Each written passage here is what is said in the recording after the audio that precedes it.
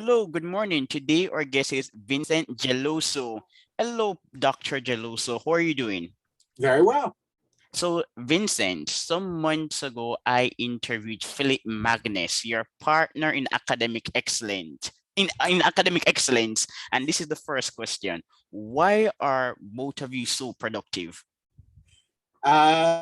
There's a difference between Phil and I. Phil is motivated by the fact that he has to prove to people who are wrong that he is right. And my reason is to prove that Phil Magnus always is wrong at first, but after a month, I always end up agreeing with him that he is correct. So, all the reasons I'm productive is to finally end up agreeing with what Phil Magnus ends up saying. So it's a weird story, but more seriously, it's a dedication to economic questions, economic research. So it's really easy to be productive when what you're doing is basically being paid for a hobby. So yeah, it's easy to be productive in this case. All right, because I follow you and Philip closely, and you guys are always producing paper after paper. Well, And we have a I read them voraciously. So maybe I'm just as bad. no. It's actually a good thing. So first of all, let's notice that being interested in economics is not a bad thing. It's actually an amazing thing to like economic question. And given that Phil and I mostly do economic history, so we use economics to explain historical patterns and events, this is not a bad thing. It's a great thing, in fact. I wish more people would read economics on a daily basis, would be interested in it, uh, and not the ideological versions where people are just interested in making ideological points.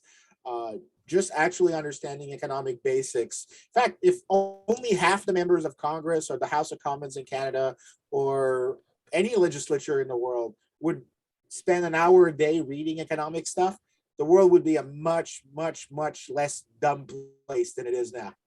Yes, I agree with you, Vincent. Vincent, you have written several articles and academic papers on income inequality, and I have discussed income inequality on this show before with distinguished academics. But some years ago, you wrote a piece for the Independent Institute, the journal, on income inequality, and it was just brilliant. You are listing the reasons for inequality, and you said that immigration accounts for a percentage of inequality, and I said, oh my god, there are so many reasons for income inequality other than the natural trope, the usual trope that income inequality is increasing because of capitalism, which is not particularly true.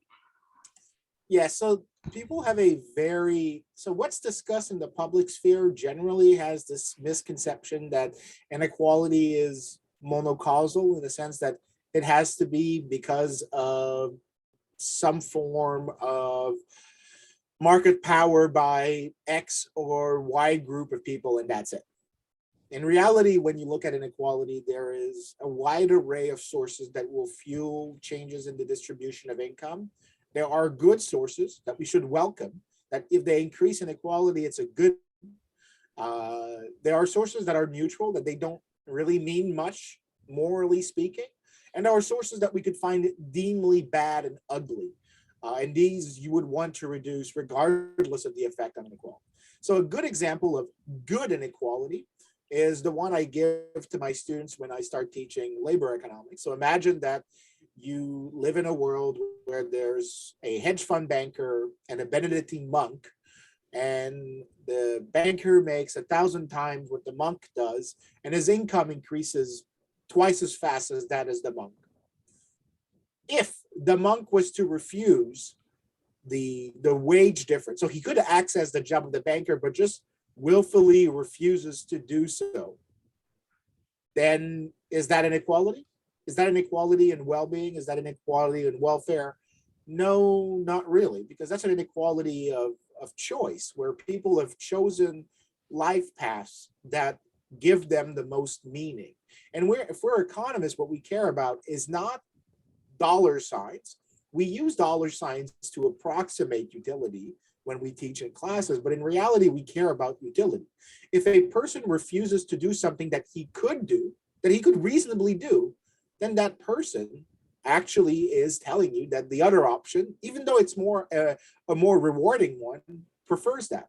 And the reality is that in very rich societies, societies that are so productive, so wealthy, that there is a greater and greater set of possibilities to be happy. So you can spend a part of your life traveling, you can have different types of jobs. You don't have, there are jobs that are less financially ambitious, but have these flexibility in schedules that is something you care more about.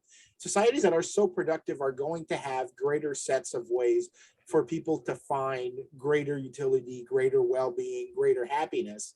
And a good illustration is if you look within rich countries and you look at income inequality, yeah, it's rising. But if you look at what is known as lifetime satisfaction inequality, so people are asked to rank between 0 and 10 how satisfied they are with their lives. This inequality has been falling while income inequality is going up, which is depicting kind of the idea that people are finding rich ways of being happy where the extra dollar of income isn't as interesting as it was before. So we have to care about the right inequality. Another good example of good inequality is immigration. So you mentioned it when you were asking me the question. If people migrate from Jamaica to the United States, their incomes will magically increase by a factor of maybe 3 or 4 relative to what it was before. But the thing is that when you look at the distribution of income of immigrants within the United States and that of Native Americans, so people who are born in the US, there's always a gap. But technically, which means that inequality will go up in the United States. But globally speaking, actually inequality's gone down because you've made a group of people who were much poorer enjoy greater income than before. So immigration within countries that are attracting immigrants will actually will get higher levels of income inequality, but that movement in a global sense is associated with lower inequality. If you take the people of both Jamaica and the United States, there's falling inequality as a result of that migration. So here it's basically some sort of inequality is good.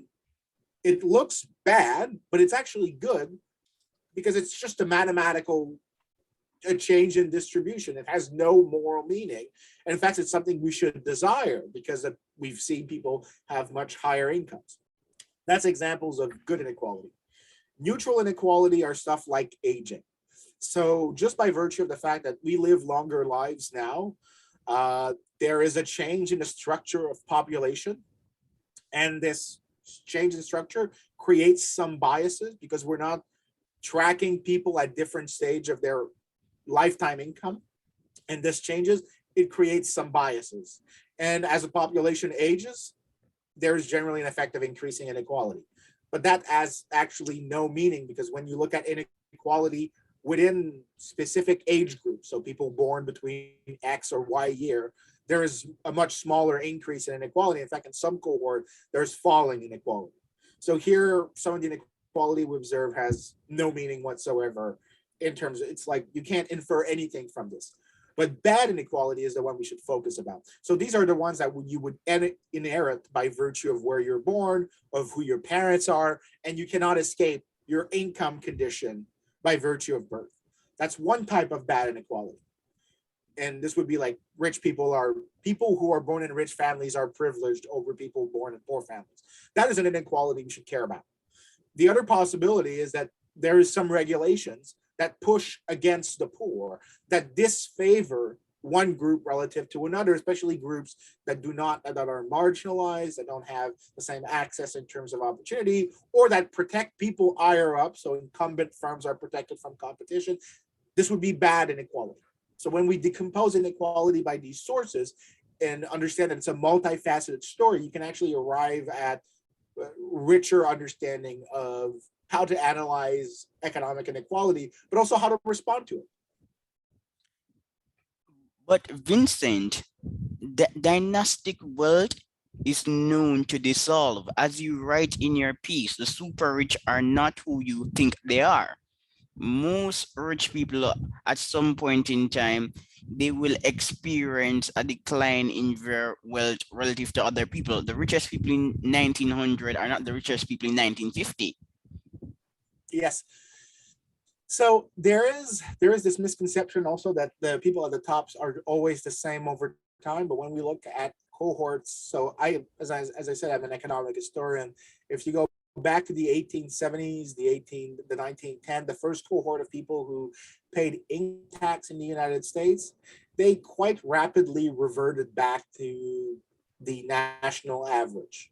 So even the richest family, by the way, of the United States that ever existed, the Rockefellers, are now a fraction as rich as they were before relative to the average American. So I think in 1900, the Rockefeller family's wealth was, I think, like 1,600 times that of the average income of the average American. Right, so that's it's huge. Today, I think the number is 40, 45. They're not poor, don't get me wrong. They're quite rich, but they're not as rich as they used to be. So they've reverted Relative to over other their, people. yeah, but that means that they've reverted back to the average quite fast. And this is the Rockefeller family, one of the richest families in human history. Uh, Actually, if not the richest, right? So they've reverted back to to the average relatively quick, which is a span of a century. And I think also, by the way, that the Rockefeller family is an illustration of both good and bad inequality.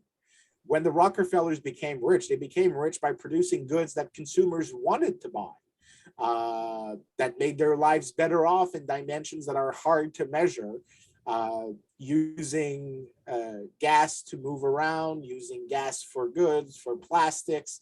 All of these are things that made the world a much better place and increased living standards. So they made their wealth in a way that was socially productive and improved the lot of the people at the bottom of the income ladder.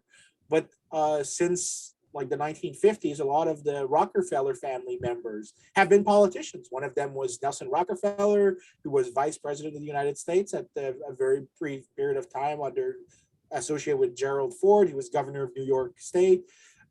So he was actually ended up in politics in ways that actually buttressed his family wealth and influence for some time. So that's a form of bad inequality. When he was in politics, he was using the fact that he could shape the rule of the games in ways that could favor him. He actually enjoyed that power and exploited it, and probably slowed down the rate of return of to the mean of the American population. So the Rockefeller family is a good illustration of both good and bad inequality here. And there are other successful families, and these families are no longer in the most elite circle in terms of wealth. They're still rich. They're billionaires and millionaires, but they're not as rich as Bill Gates or Jeff Bezos. So, for instance, the Phipps family made billions. I believe that their money was in banking, was in finance. The Bacardi family, the Lilly family, Johnson Johnson, they're still rich based on objective standards, but individually they're not on the Forbes 400 list anymore. An interesting family is the Mars family. The Mars, they're in the candy business. They have recorded an exponential increase in wealth, like the Waltons and the family that owns the agricultural company Cargill, the Cargill Macmillan family. They have also done well. I'm not surprised because when you look, for example, at so first of all, let's notice a few things. We have a massive selection bias. The things that we observe, those that really stand out, but we don't observe those that disappeared. There's work, for example, by Richard Such, who was a really good economic historian out of University of California, Riverside, really an amazing economist. Yeah, but it was also on slavery. Yes, he worked a lot on slavery. So for those who are interested in his work, prior he working on inequality, he made a name by being a massive contributor to the debate that Robert Fogel and Stanley Ingerman started with their controversial book Time on the Time on the Cross, cross. which was the economics of slavery in the United States. But Richard Such later turned his attention to topics of inequality. One of the things he did was look at biographies of very, very rich people in the 1870s and looked at how they got rich. And many of them became rich by being entrepreneurs. But you look at the list of names that are there, none of them are anywhere in the public imagination. In fact, many of them, when you just Google their family evolution, they actually end up returning pretty quick to the average.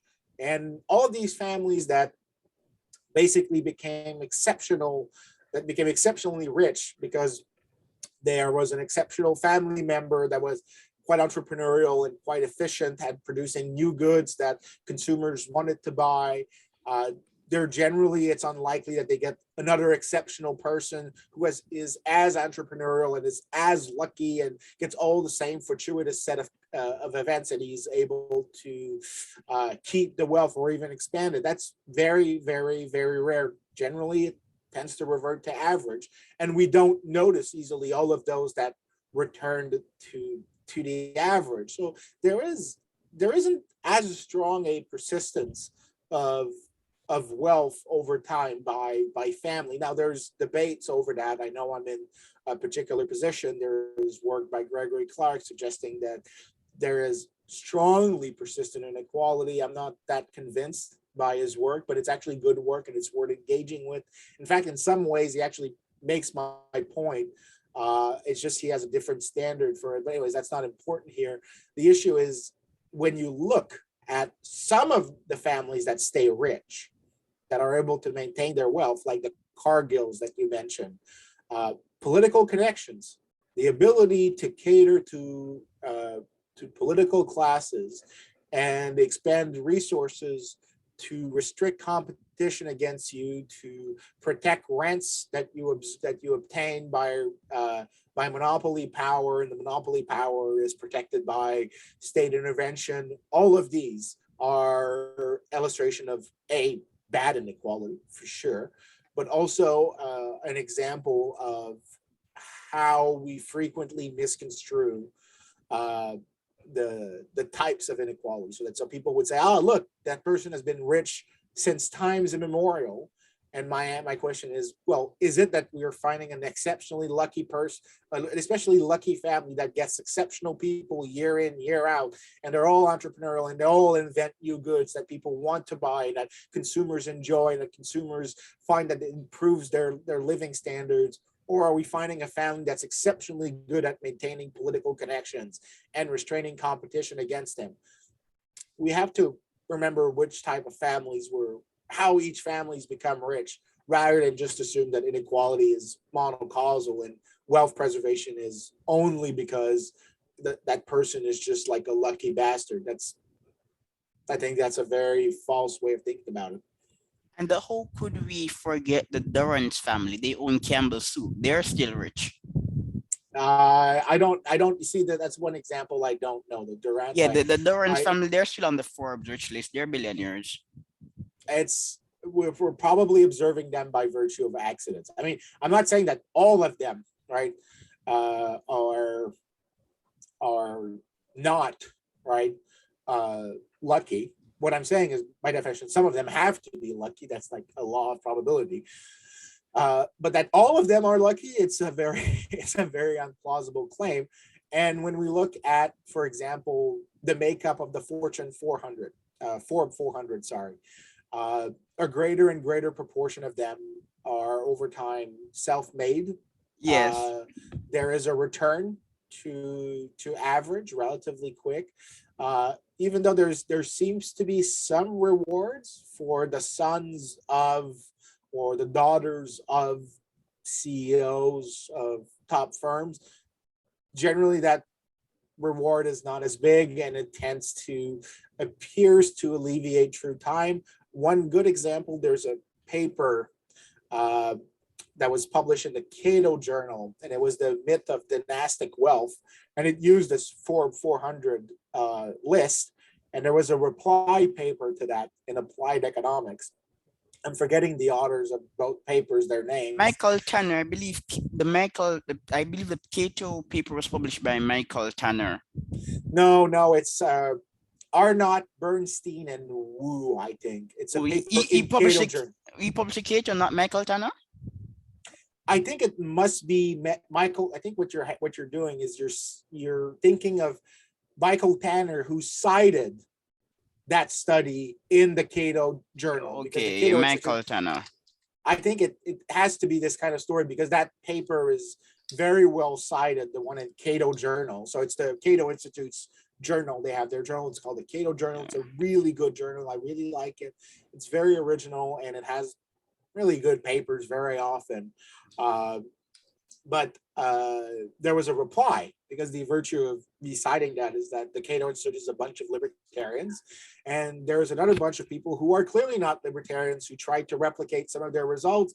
They found some differences, they disagreed on some points, but their broad points were actually the same, which was that uh, a great proportion of the 400 are people who make it to the top by actually being self-made, by being entrepreneurs themselves, and so are not there by virtue and dint of birth. It's just they disagree to the degree by which this happens. So one of them says it's a lot of merit. The other one says it's a lot, super massive lot of merit. And I mean, okay, you guys disagree about degree, but you're not disagreeing about the overall point. I'm okay with that. So I think this is where we really have to understand that generally, to be wealthy, there's two ways of doing so. One is you produce goods that consumers want to buy, that consumers find exceptionally useful, that it makes their lives better because it either reduces transaction costs for them, it allows them to buy goods at lower prices, it allows them to become entrepreneurs easier, to access skills that they would not otherwise would have been able to develop before. In one way or another, their real incomes go up because of these entrepreneurs in the long run.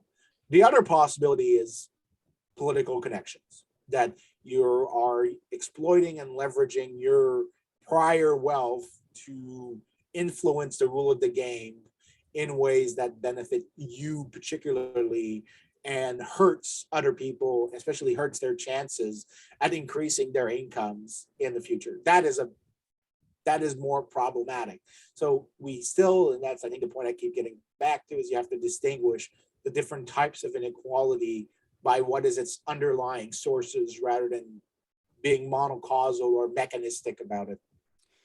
And this corroborates the research of Steve Kaplan. He also did a study some years ago asserting that highly successful entrepreneurs are usually self-made. I'm happy you're citing Kaplan, because I'm going to pull out. There was a paper I wrote on CEO pay, and I did it on Canada though, because most people don't really care about about Canada. When people talk about CEO compensation, they tend to think mostly about the United States. But when you look for Canada, CEOs in Canada are a great proportion of the top 100 Canadian CEOs, for example, where were there by virtue of actual firms that they built from the ground up. So not the vast majority, but a large number of them were there by virtue of building their firm. Another proportion is that they actually were highly skilled entrepreneurs who delivered results that were to be expected, or that they had skills that nobody else had and thus were paid for their very unique set of skills. And in that, we're actually duplicating. So when I did that paper, I'm duplicating Kaplan's work, but he did it for the United States. And the story is that the pay that CEO earn generally, so the top, who are generally like some of the top paid people in the world, they're generally paid by virtue of the demand for their skills. Now, Kaplan, the part that Kaplan doesn't talk about, I think, is unfortunate, but it's not, it doesn't pun, like it doesn't impugn his work in any deep way. I think it's where somewhere it needs to be pushed. there are CEOs who are being recompensed for uh, uh, skills that are not related to performance or to their inherent skills. And that would be, for example, so I'm going to use a Canadian example because I'm very familiar with them. One of the highest paid CEOs in Canada are those that manage to the aeronautic firm Bombardier. Bombardier basically builds planes. It's oversimplified for the sake of argument. And Bombardier has continually lobbied governments for, so they don't only build planes, by the way, they also build trains. So they get, so once they lobbied the provincial government of Quebec uh, for being granted a particular contract for renovating the Montreal metro underground system without any auctions. They lobby federal governments for subsidies when they're having hard time. And over the years, since like heck, 2007, I think somebody did a compilations. Bombardier has been able to receive, in one way or another, government help amounting to more than 5 billion Canadian dollars. So, what do you think when the board of administrators hired a CEO of that firm, Bombardier? What are they rewarding? Are they rewarding managers on like exclusively management skills relative to what that CEO would have earned in other firms? Or are they rewarding management skills plus political acumen and political ability to play the political game and speak to politicians and speak to the public in ways that are politically charged? Well, that's a skill if the state says, I will intervene to help X or Y industry. That is a bad form of compensating CEOs for. I mean, if we look at it morally, right, not in terms of is it rational for administrators to do that? It's completely rational for them to do that if the government has stated that they want to intervene. But the question is if we care about morality and actually like not helping people by virtue of political connections, well, that's a bad thing. But it's not the same as saying that inequality coming from self-made entrepreneurs is bad. No, that type of inequality is bad. The Bombardier type is bad. The type that's based on actually providing goods to consumers that they want and doing so only on the basis of management skills, that's perfect. CEO pay is linked to performance. Productivity is not decoupled from pay. There's an No, argument that, no, that's not true. yeah, That is, exactly. There's sorry, an that drives me nuts. I know I'm cutting you like midway through your sentence, but that argument has been driving me nuts. There is a big paper by Larry Summers and Laura Stansbury, who Larry Summers being the former, and I'm saying this because I'm using an argument of authority here. I'm a bit lazy when I do this, but it helps me like at least assuage that I'm using a source that used to be Bill Clinton's Treasury Secretary, who's a more left-leaning economist than I am. And he says exactly the same thing as if you look at the evolution of the pay of the average worker, it actually matches the evolution of productivity. And when I say pay, I should say compensation.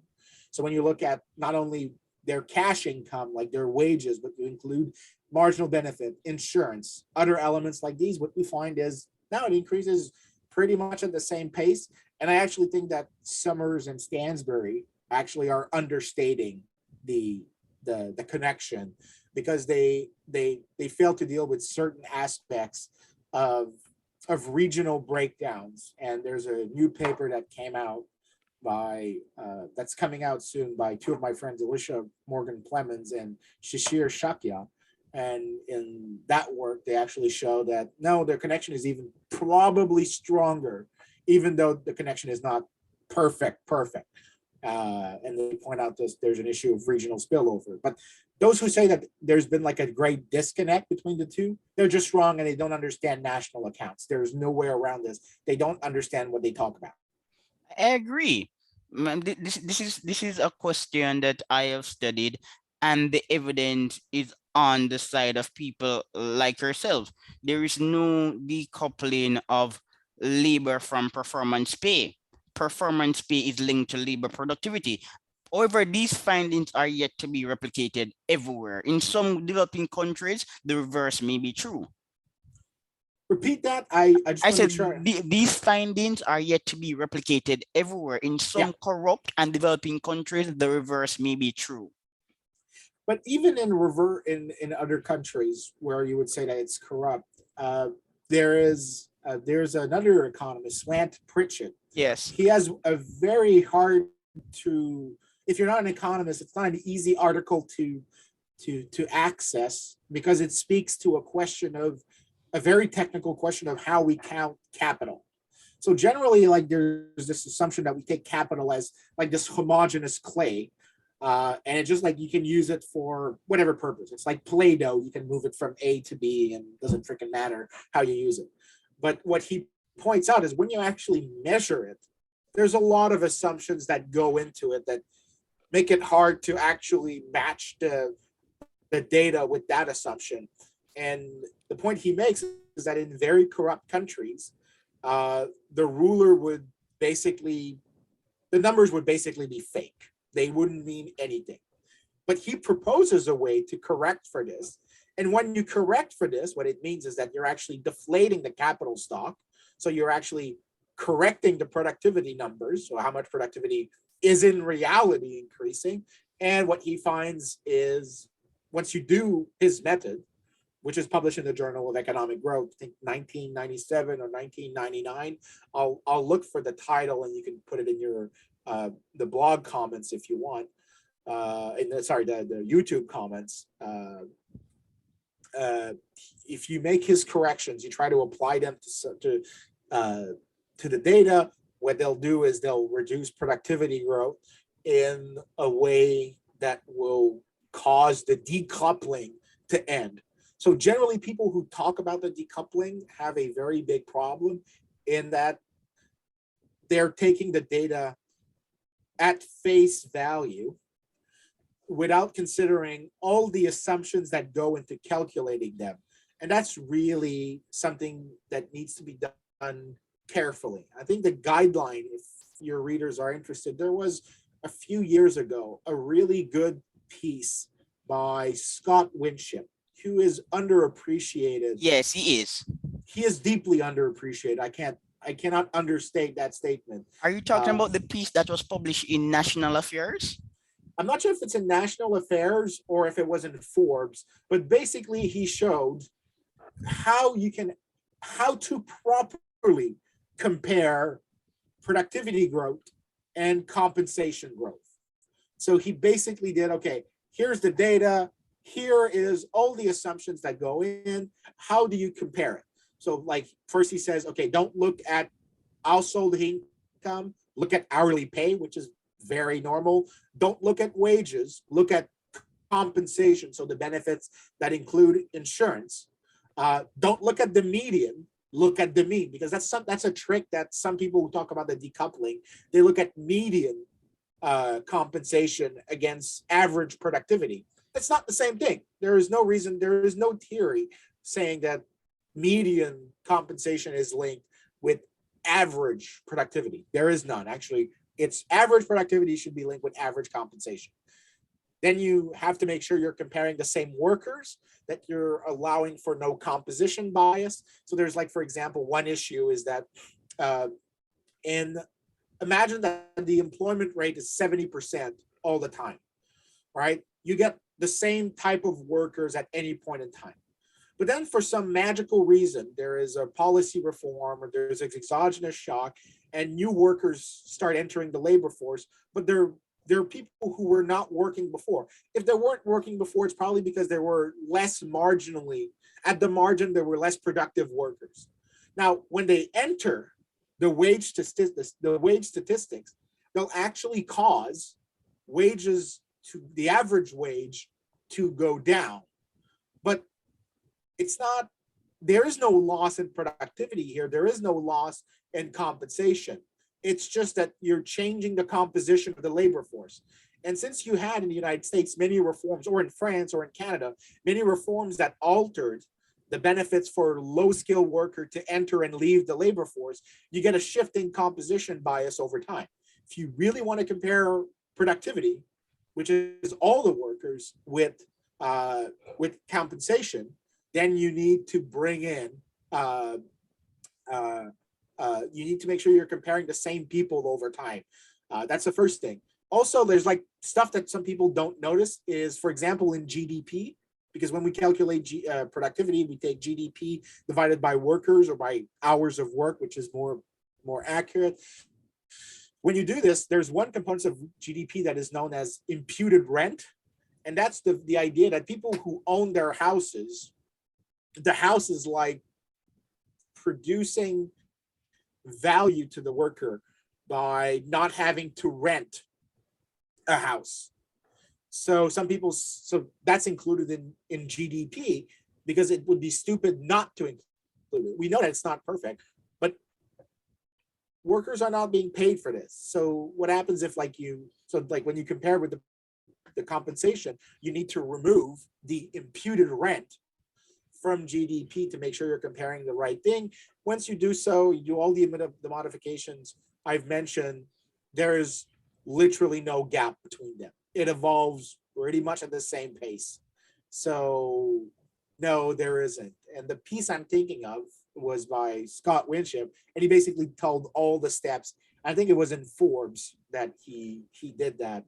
Forbes or maybe Fortune, I don't know, but he wrote this really accessible piece that explained really the complex issue I've just mentioned very simply, that no, there is no wedge between productivity and compensation. None. That's And malarkey. and Vincent, neither are the results on the dissolution of dynastic wealth impinged by the UK, and you cite the study of Peter Scott in the Economic Review. Yes, that's his paper in, I think it was the Economic History Review, if I'm not mistaken. Yes, that Britain, although Britain is deemed to be one Yeah, of the most unequal societies of the first half of the 20th century, and the years 1920 to 1929 are the high watermark of 20th century inequality, social mobility in the UK is also fluid. yeah. So the virtue of that paper, so for those who want to look at it, it came out like very recently in the Economic History Review. The great virtue of that article is that people tend to think that think about a story like this, since the 1930s, 40s, 50s, with the Great Depression, the war, there's a rise after these two events of a welfare state that starts redistributing, that starts doing public education, that starts doing a lot of things. And so we should expect greater mobility today than in the period of laissez-faire capitalism, where the people who were rich got rich by virtue of being ruthless exploiters or inherited wealth. The virtue of Peter Scott's article in Economic History Review is he takes that period of laissez-faire. I hate when people categorize time like this, but let's simplify for the sake of argument. That period of laissez-faire, let's look at who the rich were. Like, let's do that historical effort of looking at who the rich were. And what he did is use tax record data. And the idea was being that everybody who earned 50,000 pounds, and at that time, 50,000 pounds was a huge number. And I think only 400 people in the United Kingdom had that income. It was really low. So he did that for the UK. That's important to point out. And 50,000 in per annual income is the equivalent of the interest income on £1 million of capital.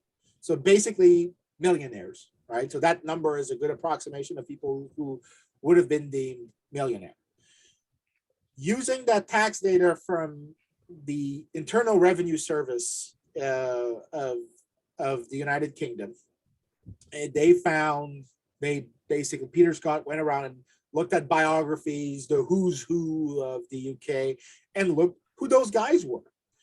And of those that he was able to identify, only 9% were the people you can picture in your head as being the Downton Abbey people, right? They're not only 9% of them were aristocrats who inherited landed estates that was given to them by their parents.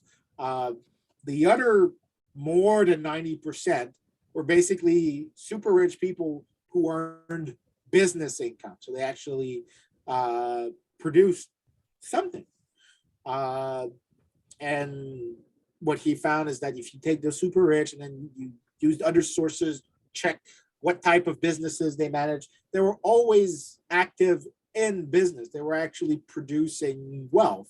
So this idea of an aristocratic class that was living off inherited wealth was rubbish. That wasn't the case. A lot of them became quite rich by actually producing goods and services that people wanted. So again, the picture that people have of how wealth is inherited, transferred, is generally incorrect with the historical evidence. Even though I'm not saying that there's not such thing as bad inequality, there are bad inequalities and we should strive to reduce them. But the depictions that are generally out there in the public are 85% of the time wrong. Yeah, just say it, Vincent. Many of these people are spouting nonsense. They feed us with an incontinent stream of garbage. That's just the reality. On this show, I don't have patience for stupid people and stupid ideas. I Yeah, I'm really aggressive. I'm not going to be in any disagreement with you on this. Yeah, be like Paul Graham, who's known for Y Combinator. He's an excellent writer, and recently he posited an argument that comports quite well with what we're saying today in America. Most people who occupy the position of the super rich, they earned their wealth. In the past, people were more likely to obtain wealth via rent seeking and through and as a result of cronyism. uh, so it depends what you define as the past, Yeah, right? he So gave a date. He gave a date. I just don't remember the date, but he okay, actually gave a date. okay. So I'm quite willing to say that uh, wealth that was accumulated, say, as a rule of thumb, if you look at very wealthy people pre 1800, vast majority of them would have gotten rich by mercantilism, connection with the state. Exactly. Uh, He referred to mercantilism, but I think the broader issue is that in America during the age of not monopoly, of busting monopoly, the progressive era, that era led to inequality because, yeah, that's where I yes, disagree. yeah, That's where I disagree. So if you look at post 1800, then there's no evidence for that. So if you look, for example, at uh, the, you start, say, roughly 1870. And that has the virtue in the United States of being after the the period of after like the emancipation of slaves. What does inequality look like in the United States in that period? Well, the first thing is we have to look at all the dimensions of inequality. The first one is, yeah, it seems like that nominal incomes, and I'm going to emphasize the nominal. That means that we are not adjusting for inflation. There's a rise in nominal inequality. So the rich are growing richer than the poor. But first of all, everyone's growing. Second, the if you adjust for inflation, a distribution, it doesn't change anything. Only if everyone has the same change in the cost of living. But the reality is from 1870 to like say 1914, most countries had the exact opposite. Uh, Cost of living for the poor fell more than cost of living for the rich, which meant that the real wages of the poor were increasing faster than we appreciate. And so, in an article that was published in Cliometrica, Peter Lindert, who's at University of California, Davis, and myself, we calculated inequality in the cost of living for rich and poor since the late 17th century. And we find that in the 19th century, Canada, the United States, Australia, to a certain degree, the United Kingdom actually become more egalitarian places in terms of the cost of living. And once you account for that, that means that real inequality has actually either increased less than we appreciate, or actually, in the case of the United States, decreased. So we find that actually, no, that doesn't hold. The period of the robber baron is not, or the Gilded Age, or the progressive era is not a period where the rich are growing rich faster than the poor. Actually, there's a lot of signs that no, they're not. They're actually growing maybe even slower than that, which is very Yeah, surprising. yeah, I And the other agree. part, Let me. I want to point out that's really important. Uh, this is only looking at material living standards.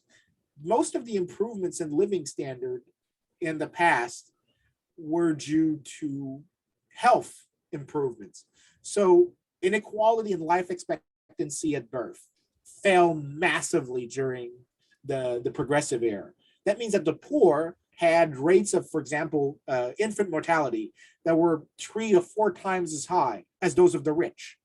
The fact that poor people get to live and earn income is massive, right? So that means that there is actually less, if you were to take like incomes over a lifetime rather than just like at a period in time at like one point. Actually, lifetime inequality is decreasing because you're getting that the poor get to live and actually earn an income. And not only that, their life expectancy at certain ages also increase. So what we find is that there is declining inequality in health outcomes. And we see the same thing in educational outcomes. So if you properly measure inequality, there's clear signs Yes. that the Gilded Age, the progressive era, was actually a period, and I have been making that case for some times where I summarize my research either online on blog posts, newspaper article, op-eds, podcasts, wherever I can, that the progressive era, the Gilded Age, the age of the robber barons, was actually awesome for was actually probably the most pro-egalitarian period we had, at the same time that it was apparently the golden age of capitalism and it was Yeah. supposedly bad. No, it's not. It's the period where the very poor got the fastest and most exceptional increase in all the dimensions of their living standards. Yeah. So I was referring to businessmen who lobbied for regulations to capture rents, but you're actually correct. And we know that you're correct because in the early 90s, a book was written titled The Myth of the Robber Baron. I love that little book. Yes, It is underappreciated. So for those who want to read it, it's by Burton Folsom, who is a very good historian. And I think it was published with the Young Americas Foundation. But Folsom had an earlier book of it that was The Entrepreneur versus the State. It's less well known and it has a bit more details. But these are both awesome books that explain that there's two types of entrepreneurs. There's the market entrepreneur who is trying to produce a good that people want and strives to reduce his marginal cost, to be more productive, to be more efficient, and he doesn't try and spend resources to lobby the government for protections. And then there's the political entrepreneur who exploits political connections. And the part that's really fun about Folsom's book is he points out that despite their very privileged situation, when you have races between the market entrepreneur and a political entrepreneur, and they both compete against one another. the market entrepreneur wins. Yes, that was very surprising to me when I first read it. I could buy the story that before I read that book, I was on the line that, yeah, you know what? When they compete, right? The guy has the advantage of the state behind him. He will win. No, you will But not win because the market entrepreneur has the intelligence of the market process. The market allocates resources more yes, efficiently. yes, but I was really surprised by that. But the more I think about it, the more what you're saying actually makes perfect sense. They each time the other guy comes in with like a monopoly or a protection, and the other guy can find a way to circumvent it. The guy who is motivated by profit and has to be creative, can actually offset the legal disadvantage, or the political disadvantage, which would be more accurate as a term, the political disadvantage that he has relative to the other guy. And I'm not, the more I think about it, the more it's less surprising that if you have a horse race between a market entrepreneur and a political entrepreneur, the odds are not in favor of the political entrepreneur. If it's not 50-50, which is pretty strong, which would be, even 50-50, right? Like you get a horse race, they have the same chance of winning and being the only firm left on the market, or of like having a firm that survives. That would be more accurate. Well, even 50-50 would be incredible because the political entrepreneur has access to the state. But I'm pretty sure it's not 50-50 and more like 60-40 or 70-30 Okay. in favor of the market entrepreneur. No. Okay, because of the creativeness. Vincent, this is what is occurring. In the mind of the supposedly intelligent government bureaucrat, the market space is fixed. It is a fixed space. No, it's not. That's the mind of the government bureaucrat. The market space is fixed. Therefore, if I give a political entrepreneur subsidies or a tax break, is going to do well because government bureaucrats can determine the market. However, the market is dynamic and always moving. So a real economic entrepreneur is always receptive to new dynamics in the market. And as such, the government-backed entrepreneur is more likely to fail because the subsidies, well, we already know the literature on subsidies, but the subsidies and the benefits that he has derived due to his relationship with the government are going to become useless because the market is dynamic. It's always moving. Yes, and I'm going to go with, because there is a few labels I accept in my life that I'm comfortable in accepting. One of them is radical Coasian. And I say Coasian in the sense of Ronald Coase, the very famous economist. And he had an amazing sentence. There is no such thing as market failure. There is only failures of market to exist. And I agree. And later, when he expanded on that statement, he said the provision of markets is an entrepreneurial activity and it has a long history. That sentence tells you that what entrepreneurs do is not just outcompete existing firms by reducing their costs or by doing X or Y. They compete by inventing new markets. So think about it this way. The guy who invented, like Ford, the car was not a better horse or a cheaper horse. It was something completely different. And that created a new market for cars. The entrepreneur creates market by opening up exchanges that were not done. The favorite example I like to give in my classes is barbed wire. Now, it seems strange, but prior to the invention of barbed wire, you couldn't delineate, if you were a farmer, you couldn't delineate your territory very well. That meant that animals from other places could trespass, people could come steal your stuff, and you couldn't really enforce your property. You couldn't exclude people from your property. That had massive downward effects on productivity, and fencing your land was very costly because wood barriers were very expensive, but also not that effective. Barbed wire was immensely cheaper and immensely more effective. But what did that do? It meant that farmers, when farmers were buying barbed wire, they could open up land that they had left fallow, or that they had grown crops that were very attractive to other that were not attractive to animals, but were less profitable, that got a lower price on markets. They could specialize better once the barbed wire came in. They could expand their productions better. So what did the guy who invented barbed wire do? He created a market to expand agricultural production. Now, that's the entrepreneur. That's the entrepreneurial spirit. That's creating markets. And that is such a powerful force that bureaucrats cannot understand. No, they cannot. Also probably what helps leveling down inequalities, because if you create markets, you're trying to include people in transactions that they would not have had access before. So you're increasing wealth, but you're also increasing the range of options for people. And so you're making it more likely that they have more options to stand, to rise up, to exploit opportunities.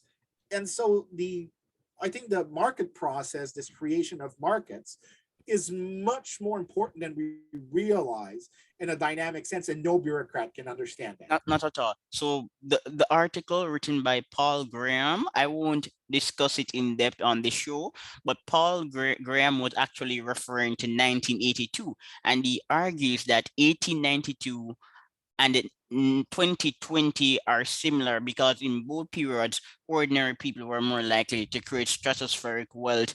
And he states that in 1982, in industries were more regulated and highly consolidated. So he's actually referring to regulations that occurred at an earlier period in the 20th century. And this is the argument being explicated by Paul Graham. So you can read it and our listeners can read it. But we have been speaking on the dissolution of dynastic wealth for a time. So we're going to move on a little bit to talk about something else briefly. Gregory Clark. I interviewed Gregory Clark, and I've read his And research. an awesome scholar, by the way. Yes, I'm a big he fan. is incredible. Yeah, so I've interviewed Gregory Clark, and I've read the literature on the heritability of traits and genes. Gregory Clark is actually correct. The argument being posited by Gregory is that some families, they're passing on traits and cultural beliefs, in other words, social capital. And due to their social capital, they're going to occupy an upper middle class position. So there's actually fascinating and compelling data on the endurance of elites across the globe. And these findings have been replicated for countries in Asia. Richer families are passing on genes and cultural traits. I'm not sure if I agree with Clark on this. Now, to be sure, every time I read something by Gregory Clark, I spend years thinking about it. So I won't lie. Gregory Clark is an exceptionally original scholar. And some people think he's just making a eugenics argument. No, he's That not. is I've exactly. interviewed Gregory. I want to make sure that I make clear that that's not what he's saying. What he's saying is that there is great transmissibility and little erosion of what is transmitted by people who have high income status. That's his point, essentially. It doesn't mean that people are unable to, it's not by virtue of,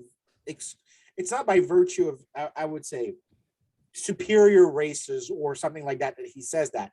He only says that, and basically his argument could hold regardless of ethnic group. It could be anyone who gets to be in a high income group initially will be able to transmit the characteristics of that high income group for a long period.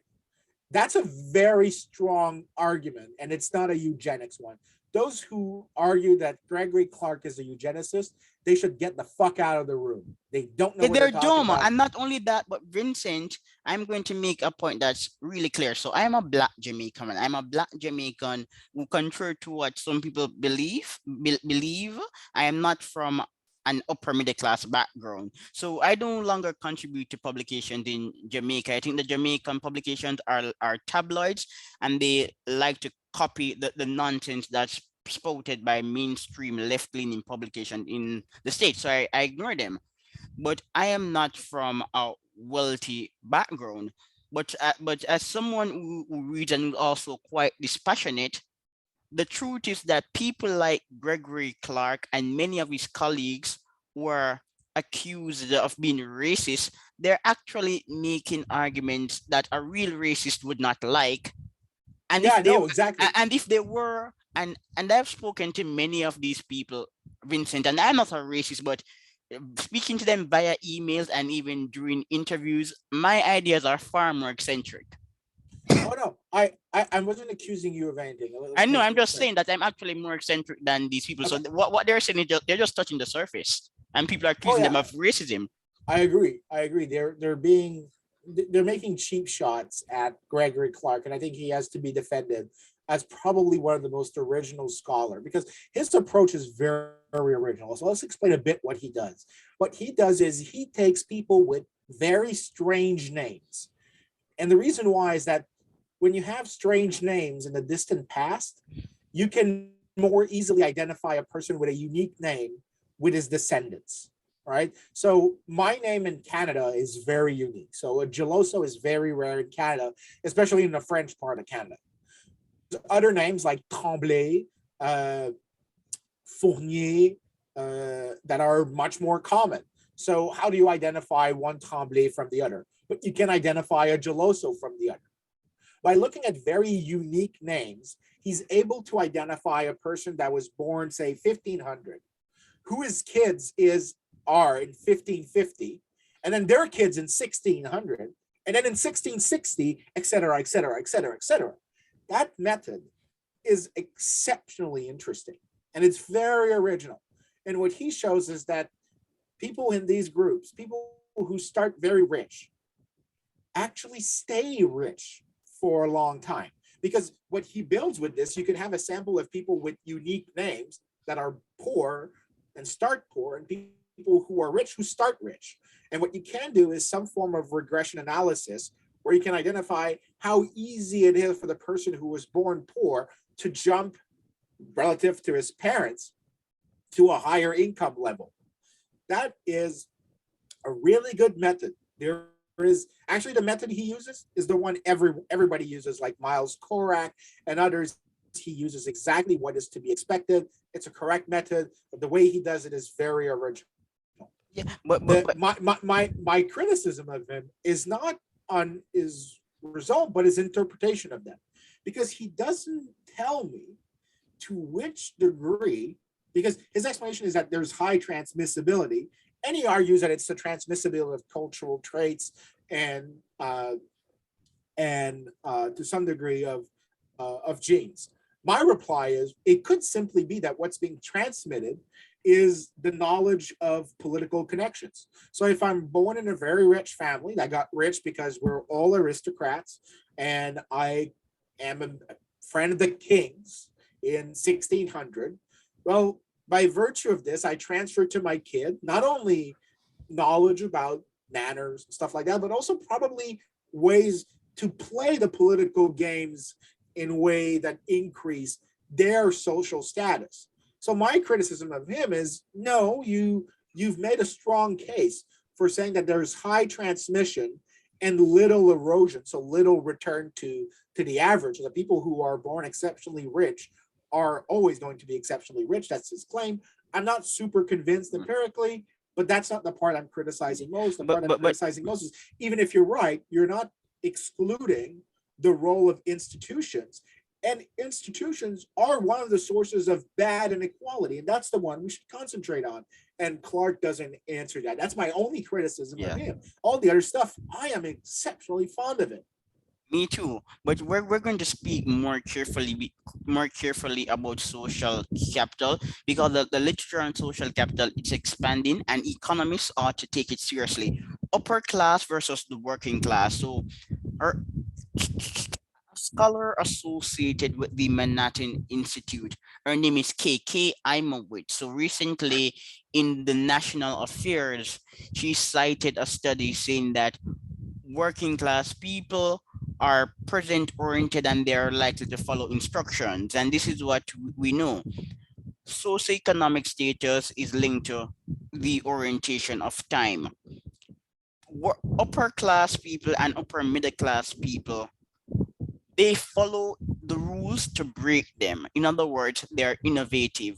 Whereas working class people, because of their relatively inferior status to other people, are more likely to express difference. So over time, social capital is transmitted, and because of the transmission of social capital, upper class people know how to package themselves. And I'm going to give some really simple examples. If you're on Twitter or social media, and a person is accessing crowd funds to start a business or to study at university, and in the pitch he speaks about himself and the achievement, more than likely this individual is upper class. And let me explain further. A middle or upper middle class person who is securing a job, Vincent, is going to write a note to the CEO explaining his skills. He's going to ask his friends or their parents if they can assist him to get a job, and in the process he will be selling his skills. A working class person, Vincent, will write a letter to the editor saying, I graduated with a degree, I am depressed and I want a job. And I'm speaking from experience. I'm not sure how much I buy these Yeah, you may explanations. not buy it, but I'm speaking from experience. Someone from an upper middle class background, he has a different perception of himself. He's not going to go on Twitter and prostrate to the poor or to the rich. I'm not sure what You're you not buying think it of because that. it's a bit hard to test, but anecdotally, the evidence is strong. But testing, that's a different issue. But I'm just speaking from an anecdotal space. Well, here's why I'm not having a hard time buying it from an anecdotal space. The first reason is I put not that much weight into anecdotes. The reason why anecdotes are so interesting generally is because they're about outliers. Our brains are really good at spotting things that are exceptionally rare or things that have survived for a long time. Our brain is not that good. Like, I mean, in the very Bastiat sense, is the good economist sees, the bad economist only sees what can be seen. The good economist sees the unseen. And the reality is the unseen is, well, hard to see, right? By definition. But our brains are really good at doing the exact, at not doing that. So anecdotes that we observe are generally those that stand out as being outliers. So I'm always skeptical of using anecdotes. And here's a good reason that illustrates this point is I have a research paper that's already out with Justin Calais. Well, actually, there's two. One of them is part of the. Vincent, I want Justin on the show. You should. Justin's a really good economist. Yes. Justin is. So let me. Okay, I'll say something about Justin after this, but I want to explain our work together. The first one is we did it as part of the Economic Freedom of the World Index. We were part of this year's study that the Fraser and the Cato Institutes published together, the Economic Freedom of the World. And what we did was a section on income mobility and found that there were good signs of economic freedom being associated with income mobility. And a follow-up paper, what Justin and I did, was we took intergenerational mobility and tested, and that means how is your income relative to that of your parents, controlling for the level of economic growth that there was in general in society. So what we're checking is, can you rise up the ranks? Right? That's essentially that type of mobility, not the mobility. It's not absolute income mobility. It's relative income mobility. And so what we did was a horse race between income inequality and economic freedom. Income inequality would matter on the chances of rising up because poor people have more constrained sets of choices. So going to university is harder for them. They don't have access to funding. They don't have access to certain formations, while as the rich have, by virtue, by dint of birth, have access to greater options. That's the inequality channel that would reduce income mobility intergenerationally. The argument Justin and I do is twofold. Is one, economic freedom would matter in not creating barriers for the poor to stand out, right? So to rise up, but also by increasing economic growth, economic freedom. And the link between economic freedom and economic growth is very well documented. By increasing the economic growth, increasing income standards, it actually increases the number of choices that the poor have available to them. So that actually the benefits of growth open up more options for the poor than they do for the rich. And when we test the effect of economic freedom against economic inequality, what we find is that in a horse race, economic freedom matters so much more. Yes. Why does this matter? It says that what will determine the chances of mobility is not these cultural traits that we're mentioning, but the institutional environment broadly defined and its consequences on economic growth, on outcome.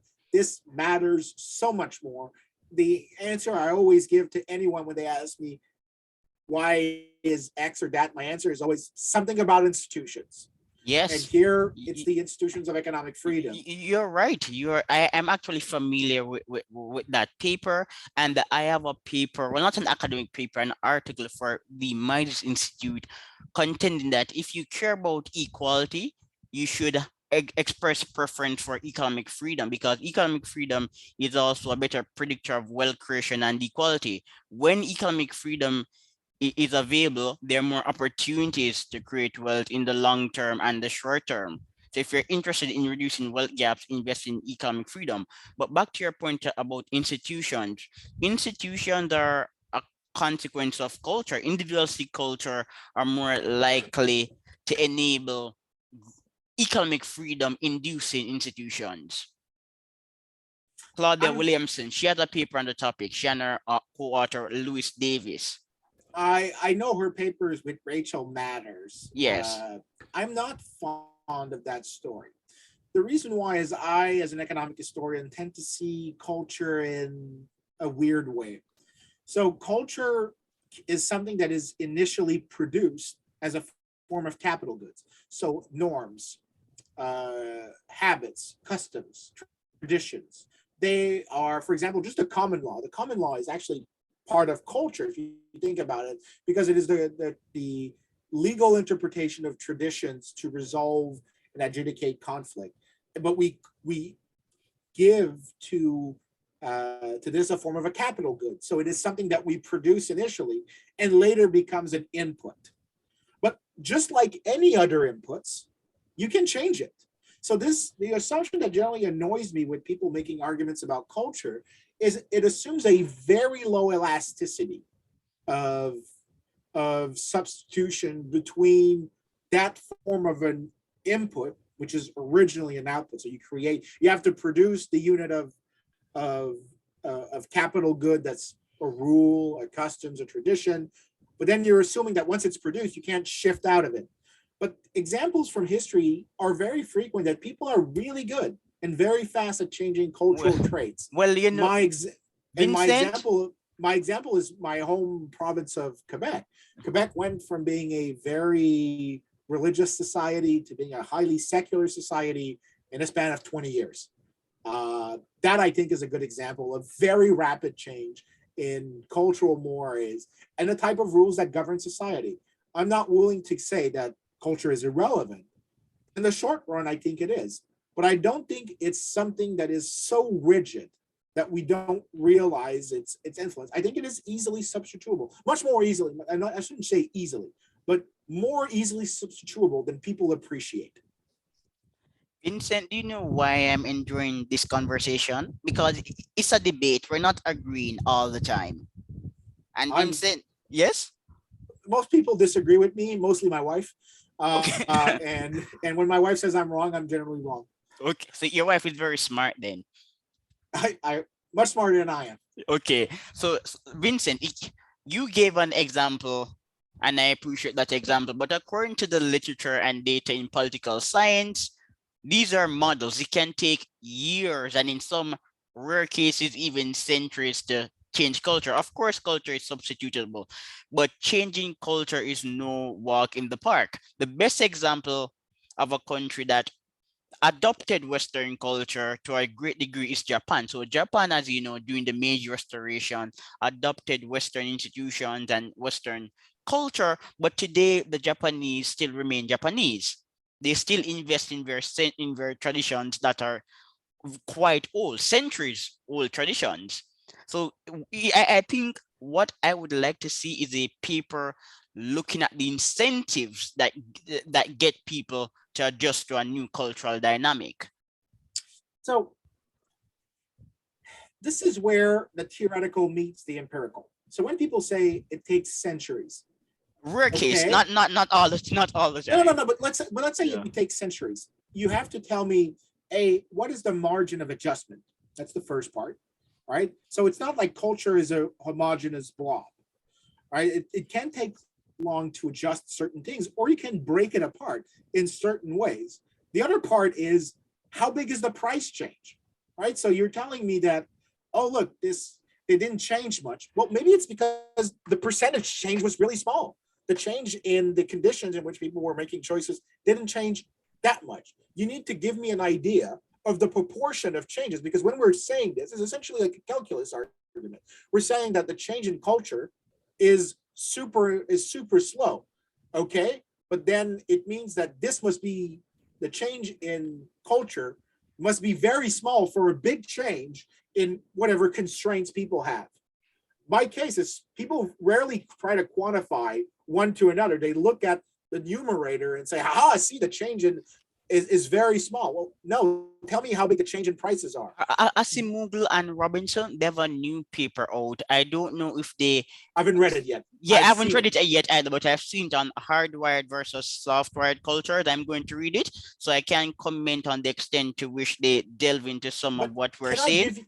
give you an example before we talk about Acemoglu? There's a paper I'm sending out uh, very soon to Cloudmetrica. It's called Unenlightened Peasant, and it's on Canada. And the story is there was a claim that French Canadians were dumb farmers. They just didn't know how to farm. They didn't know how to produce stuff. They were inefficient. And when the British came around, so there was a big inflow of British farmers that came in the early 19th century. And these British farmers were better farmers than, that's the story of how people used to tell it, that they were better farmers than the French. They adopted much better techniques and they were faster in adopting them, and the French were dummies. That's essentially how the argument went. And in the paper, what I show is, well, we can actually measure these practices, the adoption of new farming techniques, and we can look at them along cultural lines, French versus English in that colony. And we find in the paper that there was no cultural differences once you adjusted for the constraint in which people made choices. The only setting in which culture had an effect that we find is in areas where French and English were right next to each other. And that's like a good illustration of the point I'm trying to make to you. If you're in an area with only one set of people and you don't observe anything else, you're not getting new observations. So you're not getting big changes in anything. You're not seeing if there's $100 bill on the sidewalk. But in areas that were mixed, we find that, so areas that were predominantly French had no disadvantage in terms of adopting these new techniques in farming. Areas that were nearly exclusively English also had no difference in adopting these new techniques. Areas that were ethnically mixed, where the French saw the English, the French would teach some stuff to the English farmers so they'd be better farmers in Canada. And the English taught the French new methods that they adopted themselves so they'd also be better farmers in Canada. So here what was happening is you have two very culturally different groups.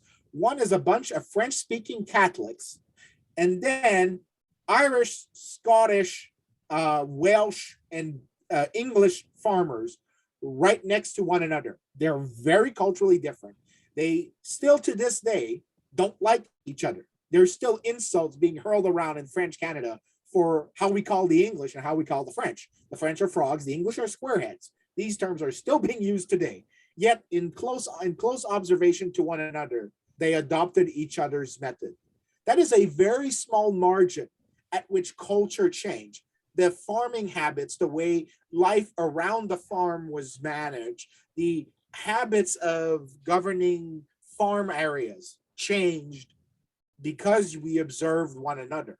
So here you have the correct ratio of changes in culture and how big the change in the underlying independent variable also changed. And what we find is, no, look, it's pretty fast. So I'm not sure culture matters that much. And my claim is that generally there is much more elasticity than we do appreciate. We tend to think there is low elasticity. My claim is the opposite. There is very, very, very high elasticity, at least relative to what we expect. I wouldn't say it's perfectly elastic, but let's say people think the elasticity is 0.1.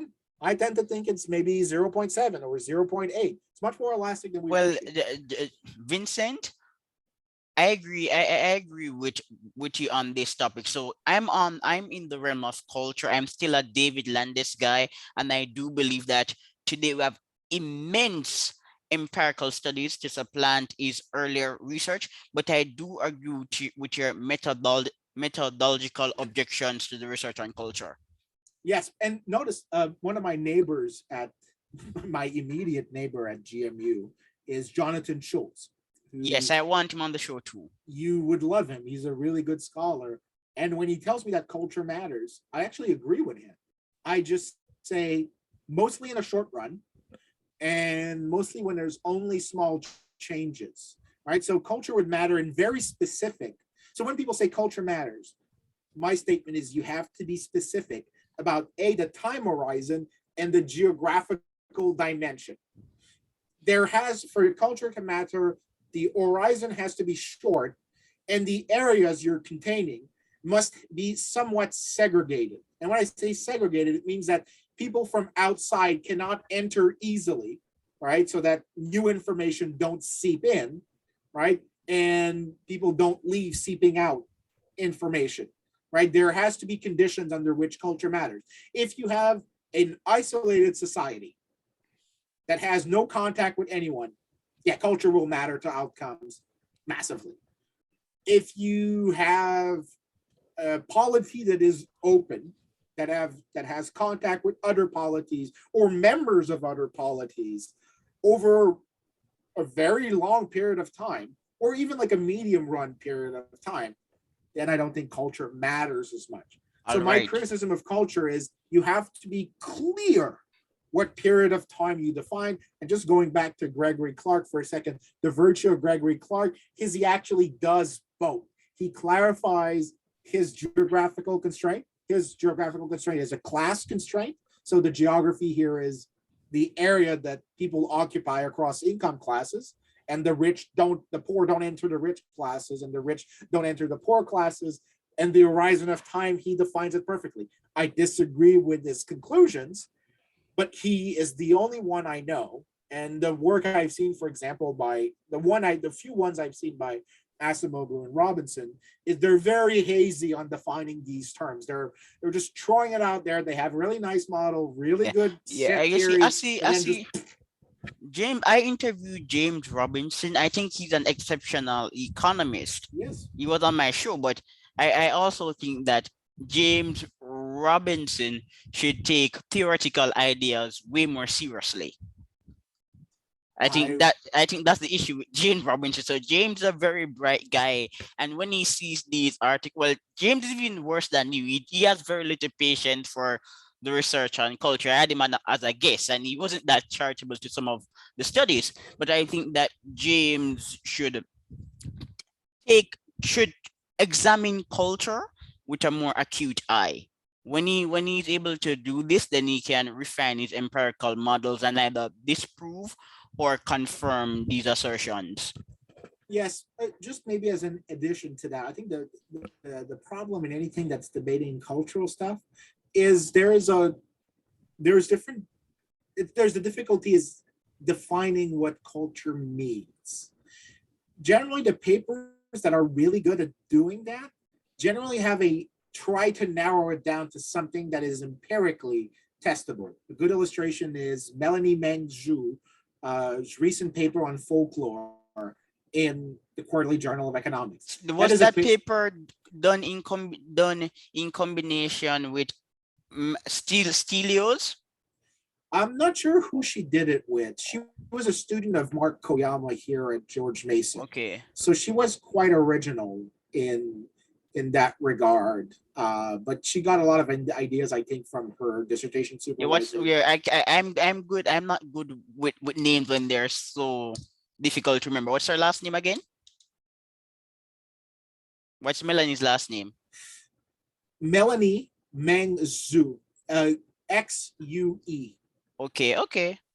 So she's at the LSE now. She got hired as an assistant, well, whatever the name. I keep forgetting the names that we give in the UK to professors, but I think it's junior lecturer or lecturer. Well, anyways, she's in the Department of Economic History at the London School of Economics now. She's a really exceptional economic historian.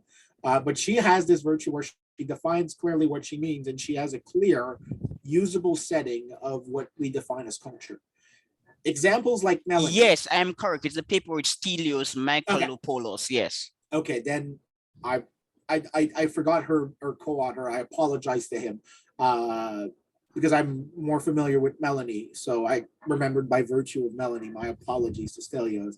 But the virtue of her argument, that of others, is that they define culture very precisely. This is rare in people who talk about culture. So I think one that annoys me to some degree when he talks about culture is, for example, in the public sphere, people would think about Jonah Goldberg. I think he defines culture pretty sloppily, even though I find him interesting sometimes on the conservative side. Well, for me, Jonah Goldberg is a prominent person who writes. I don't really follow him, but continue. Yeah, but he would be an example of that. But uh, uh, in the 1960s, it would have been Daniel Patrick Moynihan who would have made this argument about culture to some degree. Uh, I am not convinced by these cultural arguments because generally what their problem is that they define it very broadly. They'll say, so for example, like here's like a best example. Now I know we're veering a bit away from academia, but this is where these are the best illustrations I have of poorly defined approaches to culture. Is a conservative pundit, Ben Shapiro, Ben, says Ben, some Ben. says the reason, for example, black and whites in the United States have differences in income is white families have higher rates of marriages than blacks, and marriage is strongly inversely correlated with poverty. And so it has to do with the culture of marriage inside the black community, A fair or culture of the argument. black. Yeah, the thing is I don't buy that bull. It's I get I'm buying that marriage matters and that Yes. family structure matters. But if you look at the 1950s, like pre 1960 era, Black Americans had lower rates of unemployment than whites at And the the same family was level of actually in. stronger. The Yeah, family, they had a stronger family at that time. yes. So that's the point. So they had stronger families. They had higher rates of marriages, lower rates of out of wedlock, if I remember properly. They had higher rates of employment, so lower rates of unemployment as well. There's a few papers that show that when you compare at equal level of incomes, Black Americans had higher rates of savings, suggesting that they were much more forward-looking than whites. So clearly invalidating a lot of things. And then all of this after the 1950s have started to invert. So what happened? Are you saying to me that Black Americans, for one reason, magically changed their cultural traits in 10 years and it's because of culture? No, I'm thinking that there's an institutional argument that altered incentives, and this alteration in incentives then changed certain cultural behavior, and these eventually changed, but it doesn't mean it's not changeable back. Right. So when they just say like this argument, the Ben Shapiro argument is say culture. Yes, but no. Right. You're defining culture so broadly that you're missing out the stuff that explains it. Right. This habit of just saying culture. And by the way, there's an equivalent on the left. The equivalent on the left is because it's not exclusively a right wing thing to say culture. Left wing people also say the same thing. And they do it historically. There's pre-capitalist and there's post-capitalist mentalities. There's pre-industrial, there is post-industrial, there's the capitalist mentality, there's the non-market mentality. They invoke Carl Polanyi's old work that Yes. there's all of these are the same category of argument where they just define culture in a way that is so broad that it's completely So untestable. It's Vincent, there. completely untestable. And not only is it untestable, it's actually easily explained by other Yes. factors So Vincent, that speak to institutions. do you affirm the argument that the institutional channel adversely affecting African Americans is welfare? Do you think that this is the channel? No, I don't think it helps, but I don't think it hurts as much as people think. So what's the Uh, institutional channel then? I think there is the one I think I give the most weight to is the war on drugs. Or the war on drugs? Yes, because the literature on the effect of prison incarceration on earnings is very, very, very strong. So there's two things that happen. First of all, you have a lot of foregone earnings for a period of time. The other effect is that when you look at the earnings curve over time, over age of a person that's poor, normally what happens is your income increases with age up to a certain point, then your income starts falling a bit. which is normal as you prepare to retire, as you wind down operations, as you're also more physically tired. That's the normal earnings curve. When you look at people who are formerly prisoners, the curve is much lower, so it's at a lower level, but the shape is much flatter, so that there's much smaller incentives to invest in skills in these situations. So there's first of all, a static effect at first, is your curve falls down, but it also means that the dynamics of investing in acquiring X or Y skill for the same fixed cost of acquiring that skill, the returns are lesser because you're assuming a penalty from incarceration. And there's work by Bruce Western and Becky Pettit, that what they do is they correct uh, CPS survey data because what's basically, if you look at CPS data, it says that blacks and whites have converged over the last 20 years. But the reason why is that you're removing from the bottom of the distribution people who are more likely to be incarcerated and thus more likely to have lower wages. And by removing them from the distribution at increasingly larger rate, the effect is we're actually overstating the amount of Black economic progress. And once you correct for that, what you find is exactly what people depict in the media, which is that there is very little convergence between white and blacks, and all of it is explained by the trends in incarceration. So I think that, and since those trends in incarceration are largely led by the war on drugs, I'm going to lay the bulk of the cost at the feet of that set of policies. Now, there is other policies that are not, that I think complement this, and it would be occupational licensing. Yes, I'm always talking about occupational licensing. This is a big problem. Barriers to the supply of labor are much more important than barriers to the demand for labor are much more important than barriers to the supply of labor in the form that people just don't want to work because of social welfare. I'm not convinced of. I'm not saying it helps. I'm not saying it hurts. I'm not even sure if it's different from zero, to be honest, the effect of the welfare state. But I am willing to say that regulatory policies are incredibly responsible for disadvantaging poor people in the United States. And since most people tend to be of a particular ethnic group in the United States, it tends to hurt them disproportionately.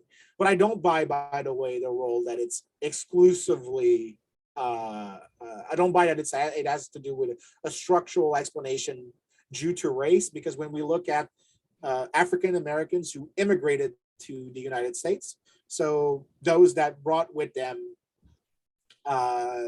their own former institutions or the weight of their previous institutions, and then get to the United States and make choices. Like the Igbos and people from Ghana. Yes. So what you find is actually, so for example, the average Nigerian in the United States earns more than the average white-born American.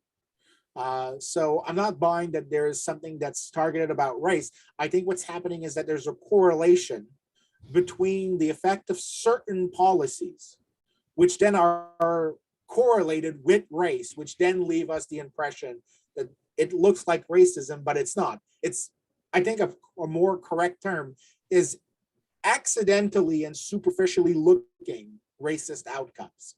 I think that would be more of a precise definition, because I don't think the war on drug was designed to be explicitly hurtful to Black, but that's the effect that's largely had.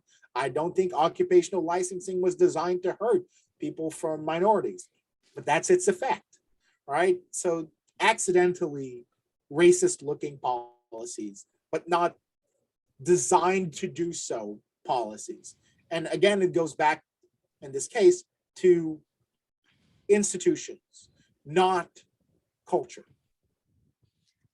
And the Black poverty, according to the Brookings Institution, is about Black men, and Black men, they would have been disproportionately impacted by the war on drugs. Yes, that is my claim. But in situations like these, again,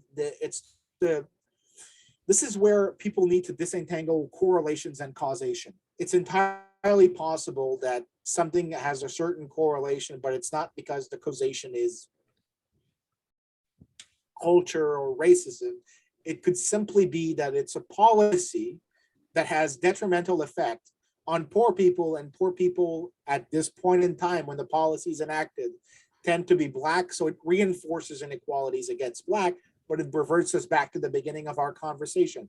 There is good and bad inequalities, and those that stem from governments tilting markets in favor of one group over another, accidentally or purposefully, are a bad form of inequality, and we Yes. should fight them.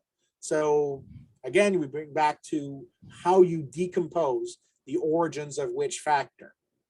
So, Vincent, we have been speaking for over 1 hour. I'm a bit loquacious, but I can't talk for the entire day. So, I'm going to tell our listeners to go and read their article, The Case for Not Getting Rid of a Ceremonial Monarch.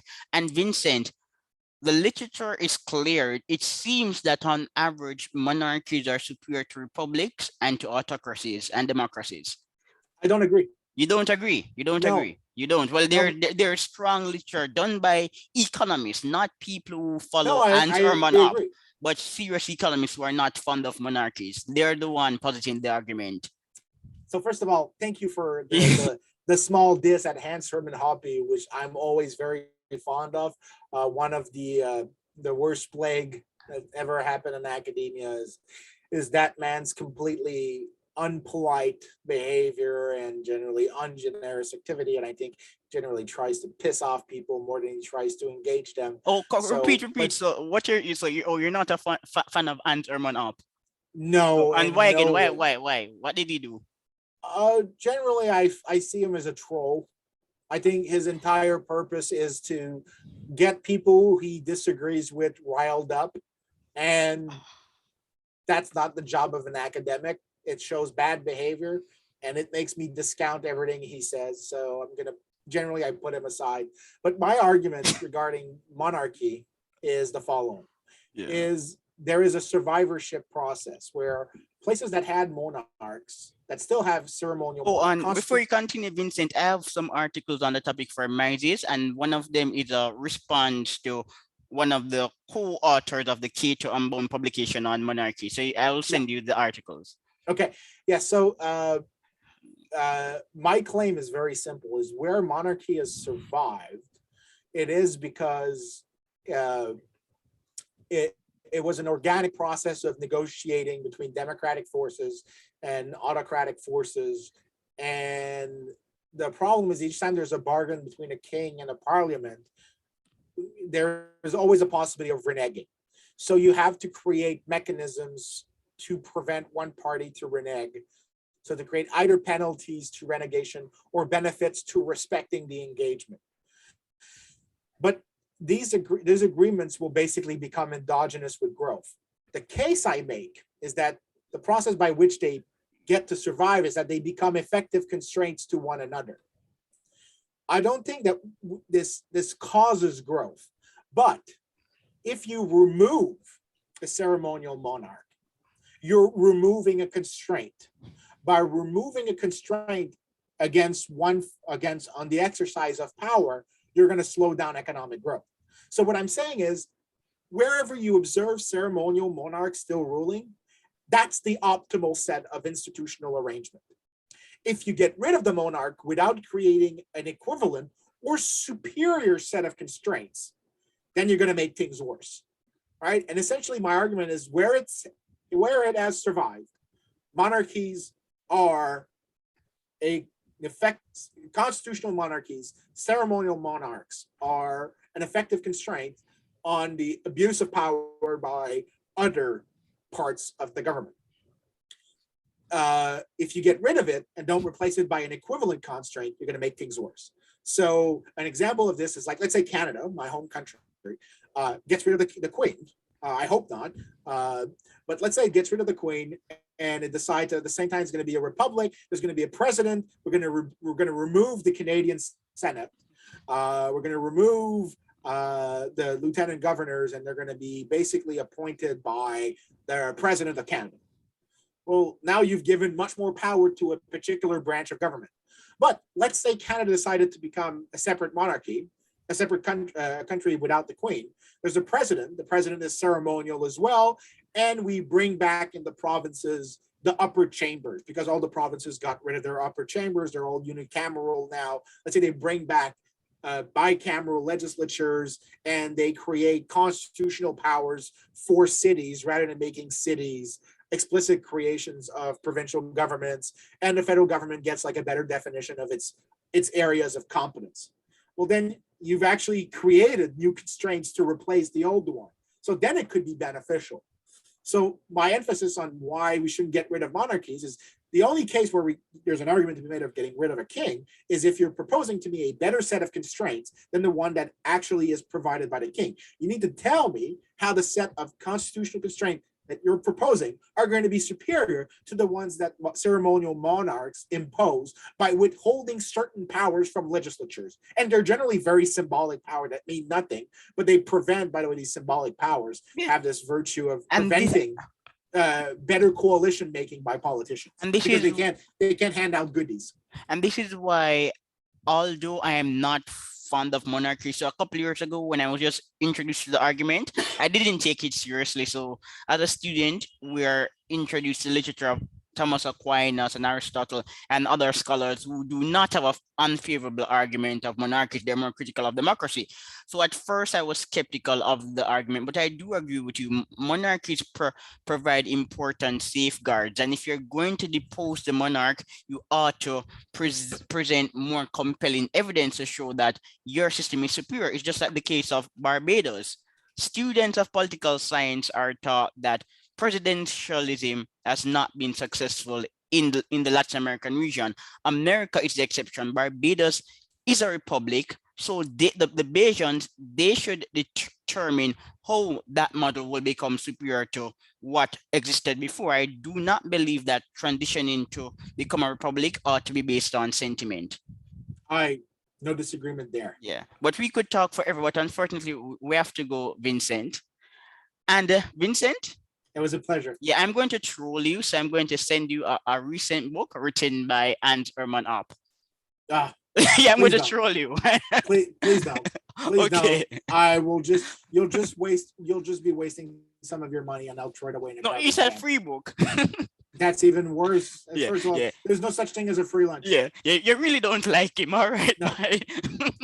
Okay. Keep safe, Lipton. All right, I have you to too. run. Yeah. Cheers. Bye. Bye.